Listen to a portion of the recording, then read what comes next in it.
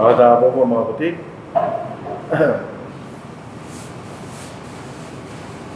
So, ating mensahe po sa umaga po ito, hapon na ito, ay tungkol po sa buka ng Espiritu. Marami po yan sa mababasa na sa Galatia. Magmamahal, pag-ibig, joy, peace, patience, long-suffering, kindness, goodness, faithfulness, gentleness, meekness, and self-control. Pero mabibigyan po natin ng pansin sa hapon ito ay patungkol po sa self-control. So tayong pag-aalala, ito po yung naipangarap na doon sa pang-umaga, pwede pa na ipangarap sa pang-hapon po. So, self-control. Dito nga po sa Galatians 5, yan ang pinakahuling binanggit, ano po, self-control. Pero anong ibig sabihin ng self-control? So, ganito kahalaga. Kung mapapasin natin sa doon nakaraan panahon po, ilang araw o ilang linggo na nakakaraan, may nagkaroon ng baril doon sa Antipolo, di ba? At maraming diskusyon kung sino may kasalanan doon. Ang totoo no, pero wala sila may kasalanan. Kasi wala sila self-control. Yung dalawang rider, wala sila self-control. Nagipagsuntukan sila. Yun naman pumaril, wala na sila self-control. Binaril niya.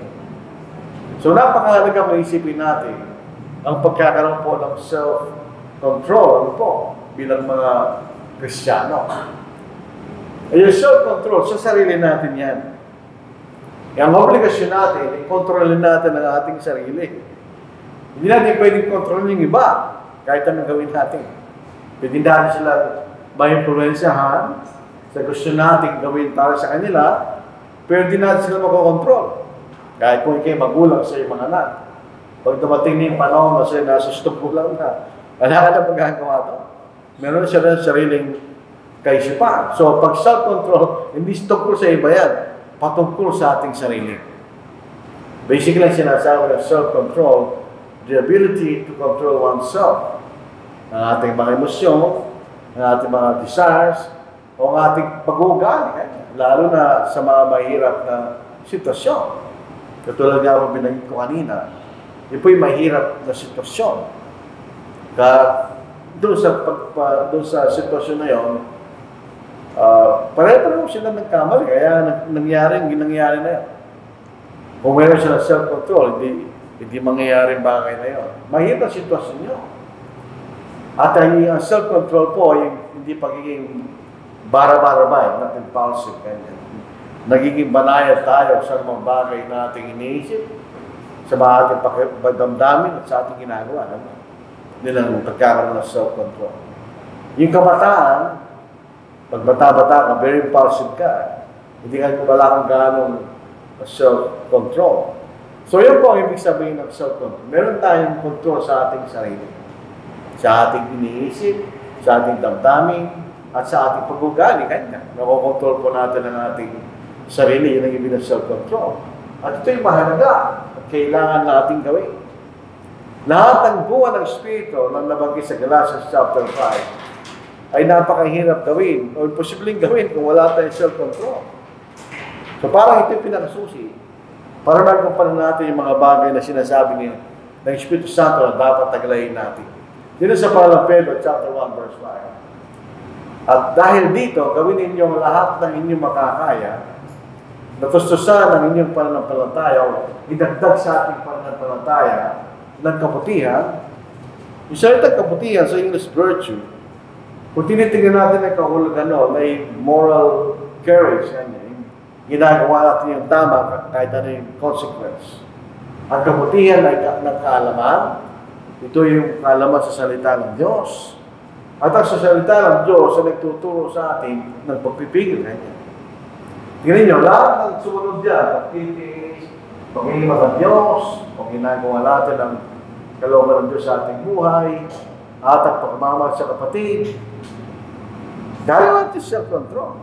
Nakokontrol natin ang ating kaisipan, ang ating damdamin, at ang ating pag-uugali.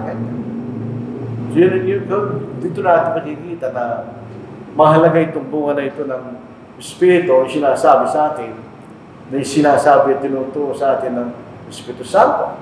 Kung wala tayo self-control, kawawa tayo sa Diablo. Yan ang gusto niya. Dahil kung wala tayo self-control, kakasala ka, yan ang gusto ng Diablo. So kaya nagkakaroon ka ng pagkakataon na iwasan mo ang pagkakasala dahil meron ka self-control. Ganyan. Basahin natin sa Kawikaan 25 verse 28. Yung mga naunang syudad, halos noong unang panahon, sila ay may bakod, walled city, para sa proteksyon ng lungsod. Kung pupunta tayo sa Manila, yung Intramuros, yun ay merong bakod, merong walled city yun.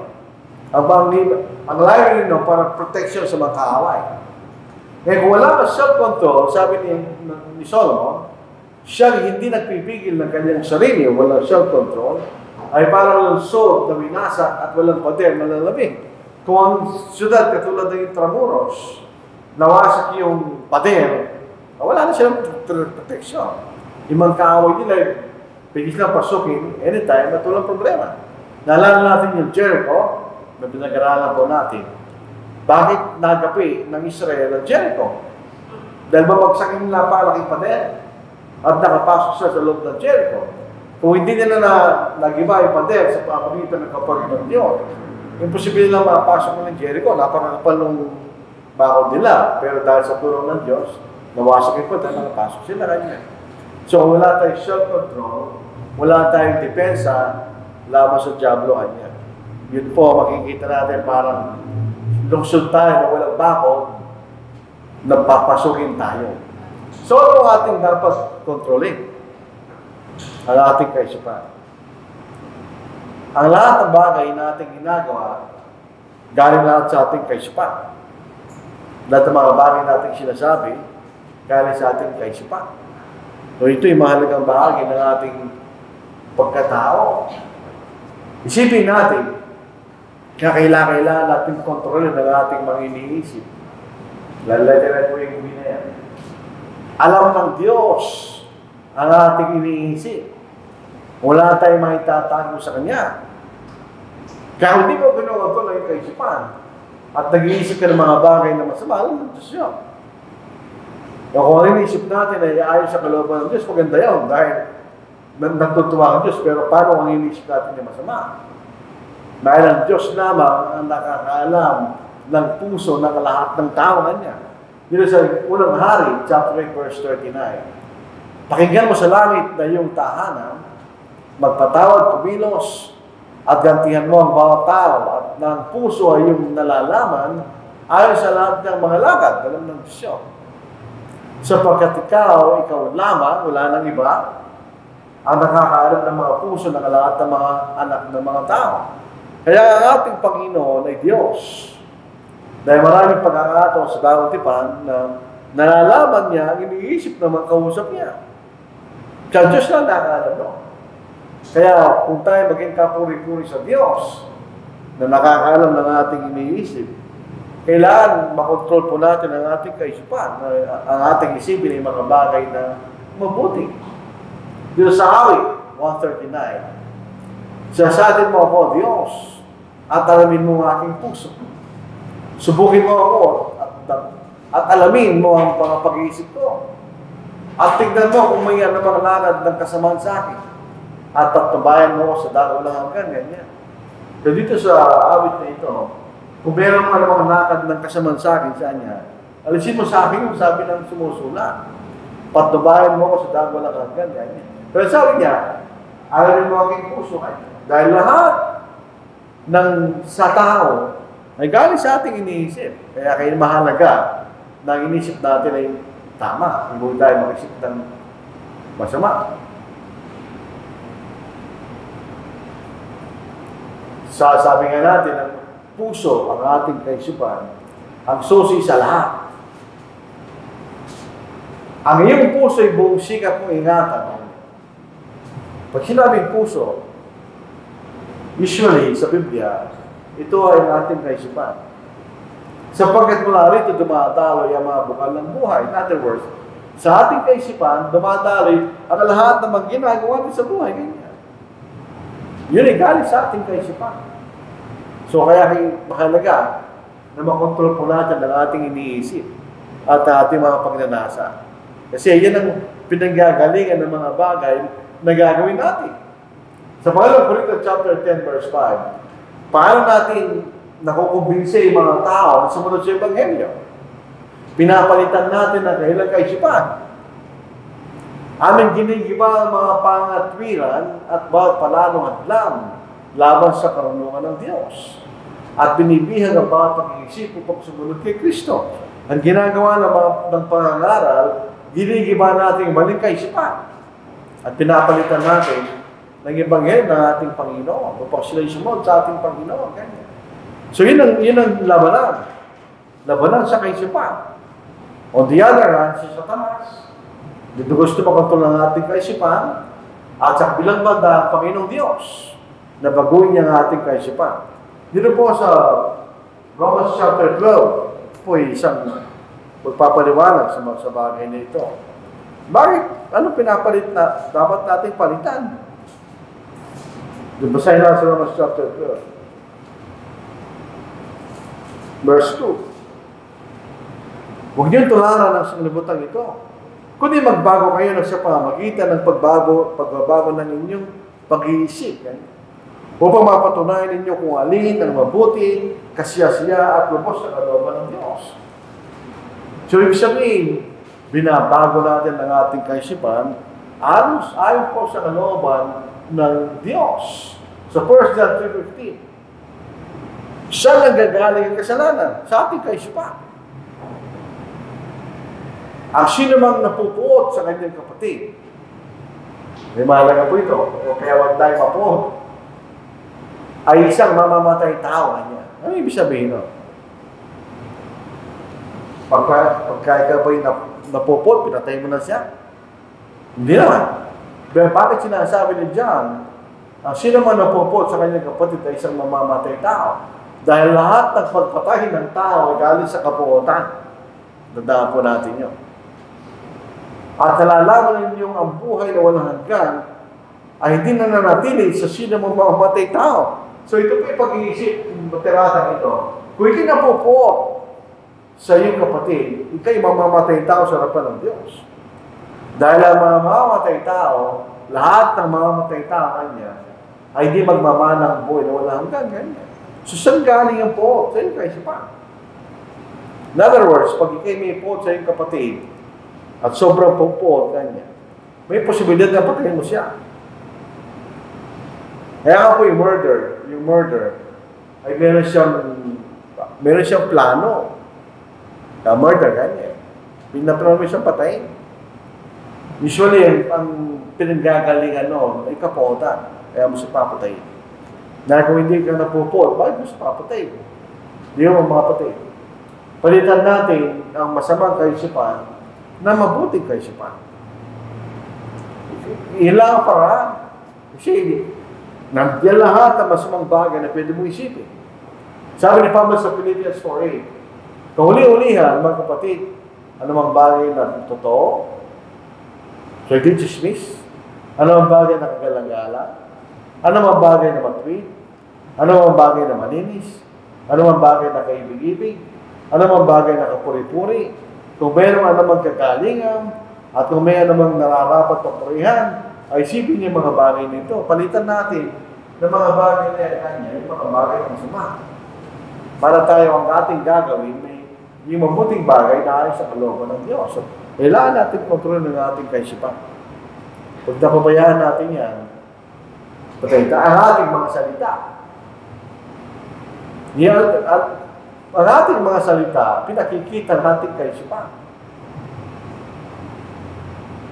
Matthew 12:34.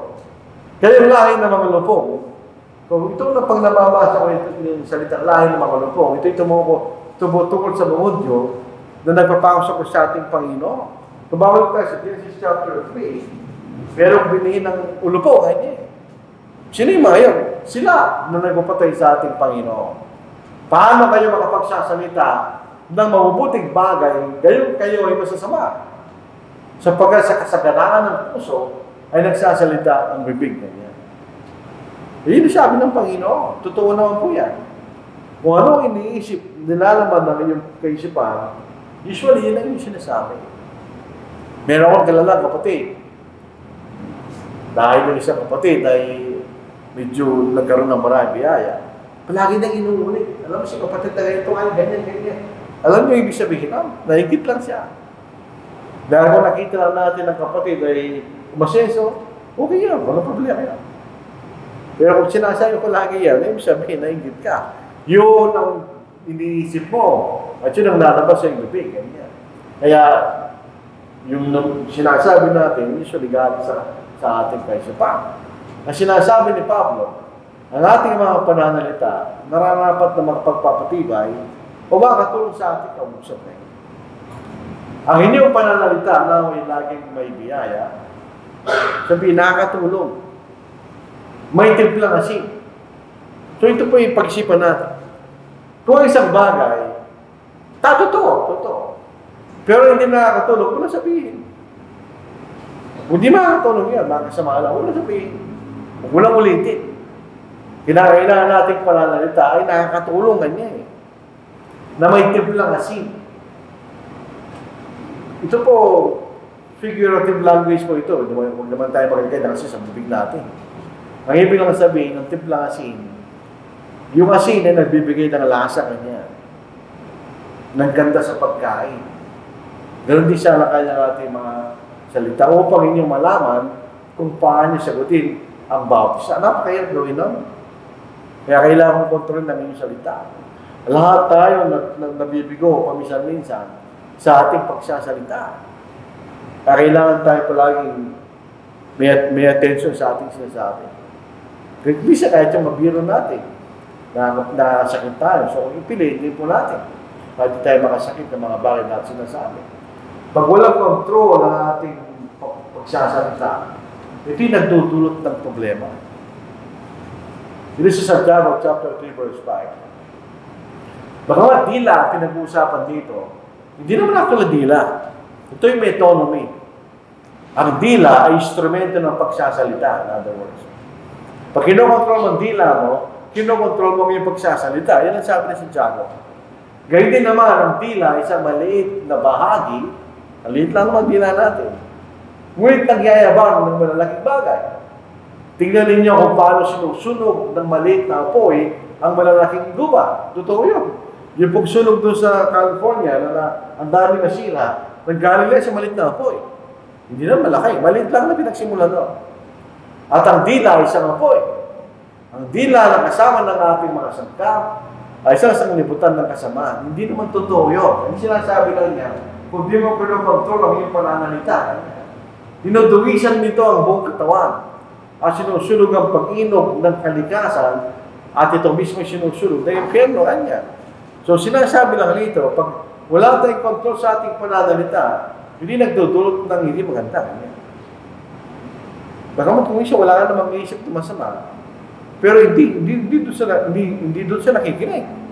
Kaya minsan, napakahirap ng sitwasyon, minsan, wala ka namang ibig sabihin, pero doon siya nakikinig, ay ibang iniisip niya. So, kinakailangan natin ayusin kanya ang ating pananalita. It's a real, serious effort. Bisipin, palagi natin binabantayan. Sapagkat ang bawat uri ng mga hayop at mga ibon, na mga hayop na gumagapang, at mga nilalang sa dagat ay napapaamo at napapaamo ng mga tao. Kahit po yung mga hayop na parang mahirap mapaamo, makikita mo napapaamo ng tao. Meron akong nakita, yung gagamba napaamo niya, gagamba yun. So, ibig siya, meron isang yung parang balit na krokodil, napaamo ng isang tao. Pero sabi niya, subalit ang dila ay hindi napapaamo ng tao. In other words, mahirap kontrolin kung minsan ang ating pananalita. Isang hindi napipigilan kasama ang puno ng lasong nakamamatay. Sa pamagitan nito, tingnan niya si Satanas. Nung nagsalita siya na may halong kasinungalingan, anong nangyari sa ating mga magulang? Sila nagkasala niya. Sa pamagitan nito, pinupuri natin ang Panginoon Ama, katulad ng ginagawa natin ngayon. At sa pamagitan nito, nilalait natin ang mga taong ginawa sa kalawang larawan ng Diyos. Ito po yung pagmumura niya. Yung pagmumura, hindi po bulaklak ng dila yun. Saka nakita ng bulaklak na pangit. Ang pagmumura, ang root word po niya ay mura. Mura. Opposite ng mahal. Pag binamahal mo yung tao, tinataas mo yan. Pinahalagaan mo siya. Pag binumura mo yung tao, pinababa mo siya, ganyan. Nilalait mo, ang ginawa ng Diyos. Wala sa isang bibig, ay namalabas ang pagpupuri at paglalait. Magpatito, hindi dapat maging ganito. So, parang bumabalik lang ito sinabi ni Pablo, na yung ating pananalita ay may biyaya rin. Kasi pagkat kung hindi, ito po ay nakagawa ng problema. Sa ating pinag-aaral so far, kukontrolin natin ang ating isip at ang ating mga salita, doon din ang ating mga ginagawa. Ito po sa Galatians 5:19. Pasinin po natin itong mga kasalanan ito. Ngayon ay hayag ang gawa ng laman, ang mga ito ay pangikapit, karumihan, kahalayan. So yun po yung sexual sins, pagsama sa Diyos-Diyosan, pagkukulang, totoo yung pagkukulang, totoong may pagkukulang talaga. Alitan, pagtatalo, pag-aaway, paninibugo, pagkagalit, pagkakamang sarili, pagkababahagi, pagkakampi-kampi, pagkaingit, paglalasing, kalayawan, at magkatulad dito. Binabalaan ko kayo gana pagbabala noong una na gumagawa ng gayong mga bagay ay hindi magmamanang ka rin ng Diyos. Ano sinasabi niya? Ito yung mga bagay na ginagawa kanya. So ito yung mga aksyon. So kung wala ka self-control, yan ang gagawin mo kanya. Yung mga bagay na kasalanan na hindi ka magmamana sa karin ng Diyos. So ito yung lahat ng binagay dyan, karamihan dyan ay ginagawa. So kailangan nating kontrolin. Sabi niya, gumagawa naman kayo. Kanya. So ito'y patuloy na paggawa. Ay hindi magmamana kaharian ng Diyos. So dito sinasabi, kailangan nating makontrol ang mga bagay na ating ginagawa. So Galatians 5:16, 17. Subalit sinasabi ko, lumakad kayo sa Espiritu. Ito po ay isang, again, in economy. Bagamat Espiritu sinasabi, ang ibig sabihin, ayon sa mga salitang ipinahayag ng Espiritu kanya. Dahil di naman tayo nakakausap ng Espiritu directly. Halimbawa, ito nga ako natin Biblia. Ito yung Espiritu. Ito yung mga salita ng Espiritu Santo. At huwag niyong bigyan kasiyahan ang mga pagnanasa ng laman. So ito yung salita ng Diyos. Dito tayo dapat lumakad kanya. Ang kabaligtaran naman yan ay ang mga pagnanasa ng laman. At yung paglakad, ano po yan? Series of steps yan, mga kapatid. At kung pag lumalakad tayo, napapagod tayo, bakit? Yun ay effort na ginagawa mo. So paglakad po rito ay pamumuhay. So meron tayong effort kanya na mamuhay tayo sa sinasabi ng Espiritu. Sapagkat ang laman, yung mga pagnanasa ng laman, ay nagnanasa laban sa Espiritu. O yung mga sinasabi ng Espiritu Santo. At ang Espiritu laban sa laman. Ang sinasabi ng Espiritu Santo ay laban sa masamang pagnanasa ng laman. Sapagkat ang mga ito ay laban sa isa't isa upang hindi niyo magawa mga bagay na nais yung gawin. Ang nais natin gawin ay kalooban ng Diyos na ipinag ng Espiritu Santo. Pero pag napapailalim tayo dun sa mga pagnanasa ng laman, nawawala yung pagnanasa natin gawin, yung gusto natin gawin. Yung kalooban ng Diyos. So dito mahalaga yung ating ginagawa. Kasi sinasabi ni Apostle Paul. Yung ating galit. Alam po yung galit, not necessarily ito yung masama. Kasi ang Diyos nagagalit din eh.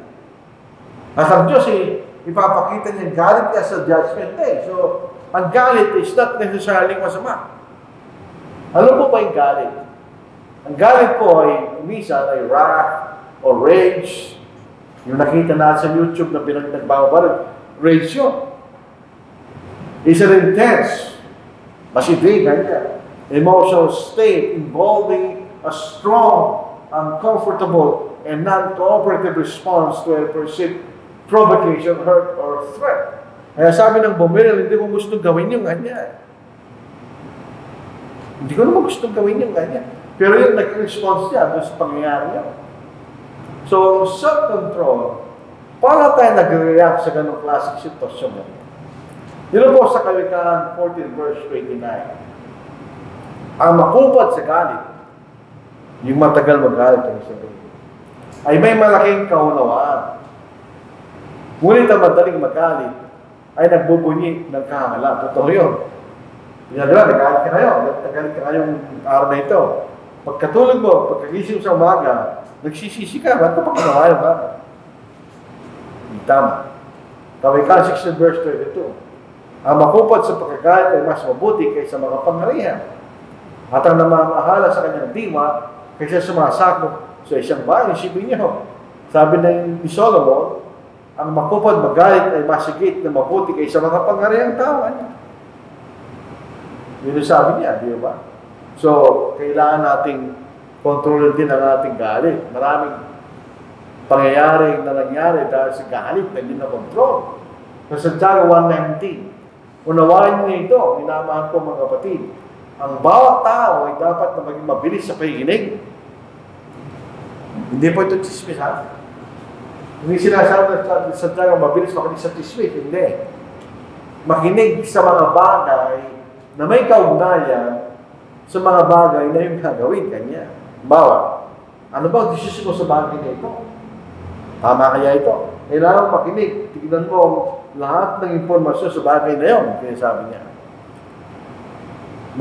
Marahan sa pagsasalita kanya. Hindi ka basta-basta nagpapalabas ng iyong pananalita. Mabagal sa pagkagalit kanya. Kasi hindi mo alam kung tama yung galit mo, hindi. So, kailangan mo munang malaman kung ano talaga yung nangyari. At huwag ka magsalita ka agad, ganyan. Baka mali sasabihin mo. At huwag ka magalit, ganyan. May mga tao, galit ka agad. Kasi mabagal na sa pagkagalit. Timbangin mo muna, dapat totoo. Dapat ba ako magalit dito? Hindi. Yun ang sinasabi ni Santiago. Kaya, sabihin, kontrolado sa sarili mo. Bago ako magalit, ano ba talaga nangyari? Yung pakinggan mo yung mga bagay na informasyon, kung paano magsalita kanya. Tignan mo muna kung paano talaga yung nangyari. Kapag hindi natin na-control ng ating galit, si Satanas ay mabigat na kaaway. Huwag natin siya tulungan. Hindi sa Ephesians 4:26. Magalit kayo, ngunit huwag magkasala. Sabihin tayo magalit na hindi nagkakasala. Yung Diyos nagalit, hindi siya nagkasala. Ang ating Panginoon nagalit, siya nagkasala. Sabihin tayo magalit, hindi nagkasala. Sa paano para? Huwag ayaan lumubugan ng araw ang iyong galit. Isa, huwag mong patagalin. At huwag bigyan ng pagkakataon ang Diablo. Totoo ito sa isang taong gagalit. Totoo rin sa taong pinanggalingan ng galit. Both sides, yung nagalit dahil may ginawa sa kanya, at yung gumawa kaya sa nagalit. Pareho may responsibilidad yan. So, huwag nating pabayaan kanya na tayo magkasala sa ating galit. So, pwede ka magalit, hindi ka nagkakasala. Controlled anger, sabihin. Meron ako nakita Kristiyano, galit siya. Pwede siya sumisigaw, pero galit siya, namumula siya. At yung salita niya, madiin. Pero hindi siya nagsisigaw. Yung kausap niya, galit siya. Later, naayos sila yung kahilang usapan. So, pwede tayo magalit na hindi nagkakasala. Pag nagkasala, pag hindi natin nagawa yan, binibigyan natin ang pagkakataon ng Diablo na tuksuin tayo. Babalik na naman tayo sa road race na yun. Binagbigyan nila si Satanas, kaya pinatay niya. Nasira yung kumatay, nasira din yung mga naging simula ng gulo na yun. Di ba? Lalo sa galit. Wala namang kwenta. Disipin natin, misa damo. Huwag ka na magalit kasi wala namang kwenta. Wala namang kaya nasira yung buhay nila. Sa John chapter 1 verse 20, sapagkat ang galit ng tao ay hindi gumagawa ng katwiran ng Diyos. Yung galit na hindi natin nakokontrol, ibig sabihin. Yung galit na hindi natin naaayos sa matamang paraan. Pagka pinagbigyan natin kanya, hindi tayo gumagawa ng katwiran ng Diyos. Isipin po natin ang Panginoon. Kung siya nakapako sa krus. Di ba, nung siya nakapako sa krus? Sa Lucas, sila nakapako sa krus. Ano sinabi ng Panginoon? Di ba siya pwede niyang patayin yung mga tao ito? Yung mga tao nagkasal sa Kanya. Pero sabi ng Panginoon, Ama, patawarin mo sila sapagkat hindi nila alam ang ginagawa nila Kanya. Kung pinagbigyan ng Diyos, Panginoon, yung galit niya, pwede niyang patayin yung bawat sa doon. Dahil siya Diyos, siya niya gawin niya, pwede niya ginawa. So meron siyang control sa kanyang sarili dahil alam niya hindi dapat niyang gawin sa oras na yun para maligtas yung mga tao. Si Stephen, ganoon din. Nung siya pinabato, kasi namamatay na, sabi niya, huwag mo pong ilagak sa mga tao, kasalanan na rin niya. Kasi kahit siya pinapatay na rin sa pagkakataon na yun. So yun ang makikita natin magandang halimbawa na kontrolado nila ang galit nila mga kapatid. So bilang pagtatapos, nagsilang po siya natin. Sa unang Pedro, chapter 5, verse 8. Magpakatino kayo. Magbantay kayo. Ang diablo na inyong kaaway ay tulad ng leong kumakana at umuungal na umahanap ng kanyang malalaman. Be sober, be vigilant, because your adversary, the devil, walks about like a roaring lion, seeking whom may devour. Ang leon, hindi naman sila malaban ng parehas. Ang kinakain niya, yung mahihina. Nakatingin lang sila eh. Yung mga may sakit, yung bagong panganak, yun ang kinakain nila. Naghihintay sila ng pagkakataon, tumitingin sila sa gano'n. Kaya tayo, sabi niya, be sober. Ang literal na kahuli ng sober, free from the influence of intoxicant. Ito yung may kaunay sa ating kaisipan. Kaya pag ikay uminom ng alak, nagbabago yung kaisipan.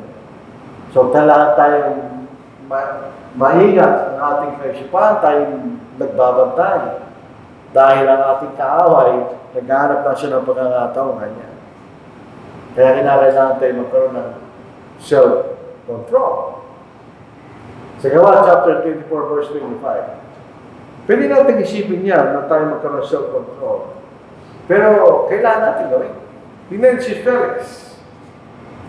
Nung imangaral si Pablo, ito po ay pinangaral niya, si Felix. Samantala tinatalakay niya tungkol sa katwiran ng Ebanghelyo. Pagpipigil sa sarili at ang pagbukom na darating. Nangilabot si Felix at sumagot, umalis ka muna ngayon at kapag nagkaroon ako ng pagkakataon na ipatatawag kita. Wala naman tayo nabasa ang pagkakataon na pinatawag si Pablo. Anong wala kay Felix? Wala siya sa self-control. Wala siya sa katwiran ng Diyos. At naghihintay ng paghukom na darating, ng kapamakan. Kaya nangilabot si Felix, nakita niya yung intensity ng ni Pablo, pero hindi niya kaya gawin. Kaya siya niya, umalis ka muna, ngayon kapag ka nagkaroon ng pagkakataon, ay tatawag kita kanya. Sa 1 Corinthians 9:13, walang toksong dumating sa inyo na hindi karaniwan sa tao. Lahat ng toksong dumating sa mga Kristiyano, dumating din naman sa ibang mga tao kahit hindi Kristiyano kayo. Subalit ang Diyos na hindi niya pahintulot na kayo tuksoin na higit sa inyong makakaya, kundi kailangan din ang tuksoin naglaan ng pag-iwas upang ito inyong makaigtisin. Ano yung paraan na yun? Wala akong ginagad dyan, mga kapatid. Yung paraan na yun, yung parang nagsalita ng Diyos. Yun ang ibinigay sa atin ng Diyos na pagtakas. Tinutulungan tayo ng Panginoon sa pamagitan ng kanyang salita. We are responsible for our part. Kailangan tayo magkaroon ng self-control. So ito po ang ating mensahe po sa gabi ito. So maraming salamat sa inyong pakikinig.